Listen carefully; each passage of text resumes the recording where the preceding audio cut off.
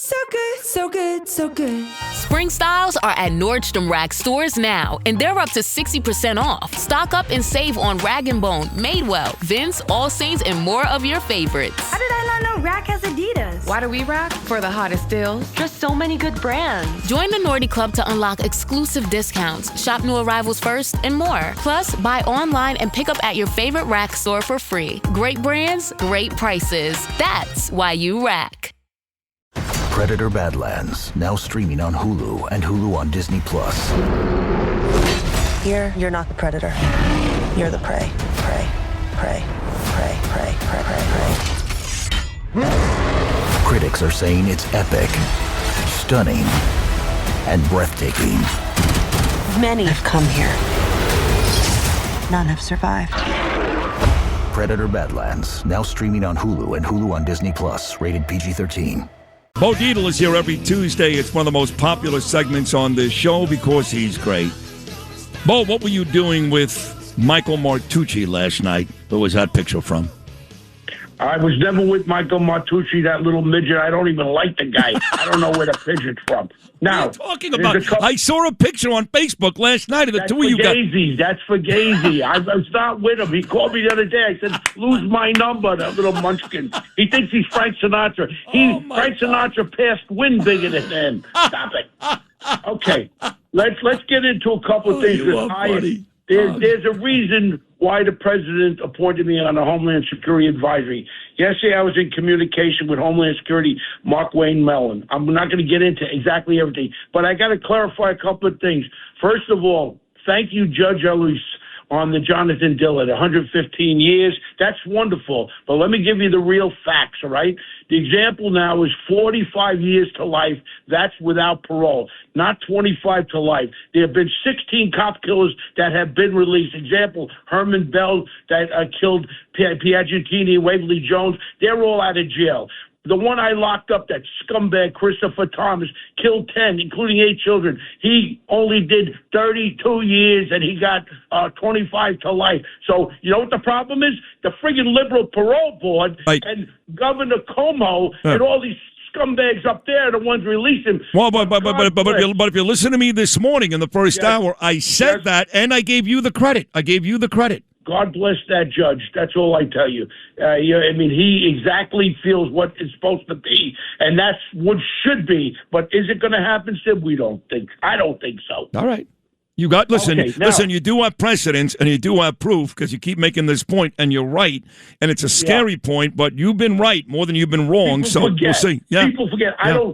I don't forget that beautiful Jonathan Dillard's wife crying her eyes out. And I just, you know what it is? I've experienced it. I'm sorry. Too many cop killers around. Too many murders around with these bleeding heart liberals. Now, this is the most important part of my conversations this morning. Please listen up. Okay. You know, I've worked many conventions and security details with the president speaking. Biggest problem with this thing was the venue. That venue shouldn't have had more than 12 to 1,500 people to be safety. I'm not talking about security against terrorists. I'm talking about fire hazards. You had almost 2,400. You notice when the guys come running in, they had to climb on top of tables. That was a security breach. They should have never allowed all those people in that room for safety reasons. On top of it, remember what happened in Iran when we threw that bomb buster? We got everybody. Why would we have all these cabinet members all together with the president, vice president in one place, and we are announcing this? Now we have this venue that's been announced. This is a public hotel. The guy, you could call him dumb. You could say anything you want. The guy was smart enough to bring the rifle there, bring this. He was a dummy, yes. Imagine if there was teams of real terrorists. They got 4 or 5 rooms, teams of 8 terrorists. All of a sudden, they run one guy, an idiot like that, through that line. If you notice, that line all chased them. What if there was backup guys coming? They would have went right through there, and we would have had a different circumstance. Right now, I got to let people understand one thing. They have security there. I say, the head of Homeland Security. They have these technologies now that they have these portable units where they set up these portable units. You can set up 2, 3 of these portable units. They have walls. They set these secure walls. You can't run around it. You got to go through it. And then the different lines of defense.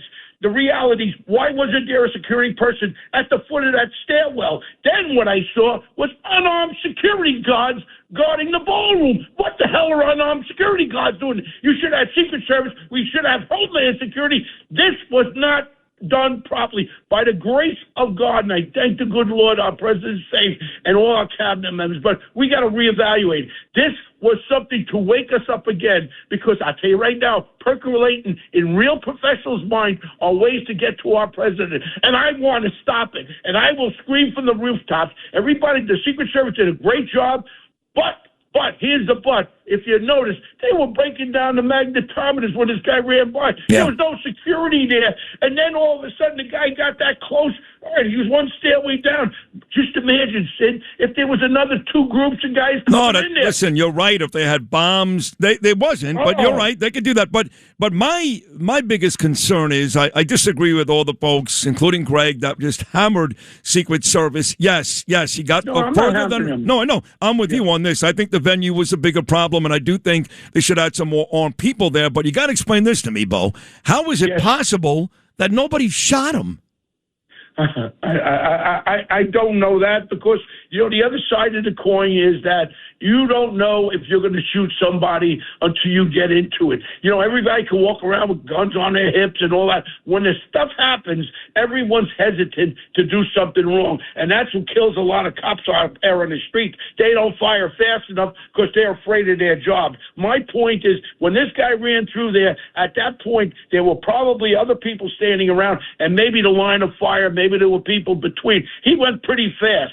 The only reason why he went down is he slipped, I believe, and that's why he went down. They jumped on top of him. But again, we have to understand something. When that room was sealed, that's a sealed room. And then once this happened, people went in and out. The president wanted to go back in. You can't go back in. You don't know who else was in there. But the bottom line is, someone has to do more of an expertise of the venue, of how we secure the venue. You know yourself, we went to the inauguration. We had to walk a mile, one checkpoint, walk another mile, another checkpoint, another perimeter. This is what it's all about. And you want to know something? Why wasn't that stairwell covered? There's different stairwells. You get a schematic of the building. You put people there, armed people there, not security guards. And that's where you get away with chief, because the hotel's the one that hires these unarmed security guards that are worth crap. When you got the president of the United States, you should have Secret Service and Homeland Security. Now, let's get to the real problem. We have a problem. We have a mentally challenged Hakeem Jeffries. Is this guy really a college graduate? He's a moron. Him and Plughead Schumer. They're fighting now to stop Homeland Security financing. Do you know what's under Homeland Security financing? Secret Service. Yes. We don't have enough manpower. We have to beef up. We've got to protect our president, and we've got to protect our cabinet. They're coming. And this was a jokester. This guy was a jokester trying to run through there. But the next time, it may be not going to be a jokester. It'll be a plot. And now what they got information. Watching this whole thing. Holy crap. We could have sent Abdul and send them all to hotel, get 5 rooms, bring all the people in there, and the next thing is we could have it systematically. We'll have Abdul run through there with a ham sandwich and let them grab him, and then we'll come in and we'll shoot the place up. Or how about this, Sid? Put a bomb in the room, carry down a knapsack, and then you know what?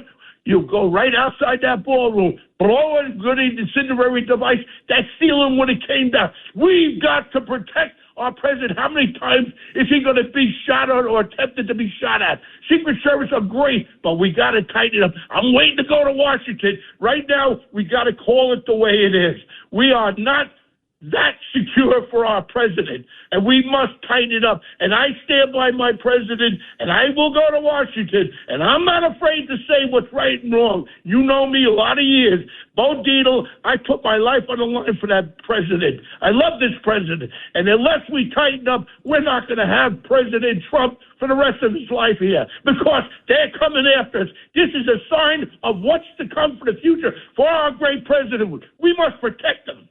Well, that is well done and well said. Another amazing appearance by Bo Dietl. This is why his Tuesday appearance is so popular. He's right. We got to do a better job. And thank God we've got people like Bo Dietl on the Homeland Security Committee. I mean that. I like Mark Wayne Mullen, too.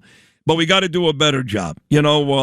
there's a lot of things you can look back on Saturday and say, thank God that it wasn't what Bo just talked about, a bomb, or, 8 guys or 12 guys or 16 guys. I think Bo's also right that people take notice, the bad guys, of how these things end up or what happens during them so they can put together the next plot, and like Bo said, the next time it may be better, because this was a clown. This guy's going to run past everybody and shoot the president. But the real bad guys, they learn from stuff like this and they use it to their favor. Excellent appearance once again by Bo Dietl.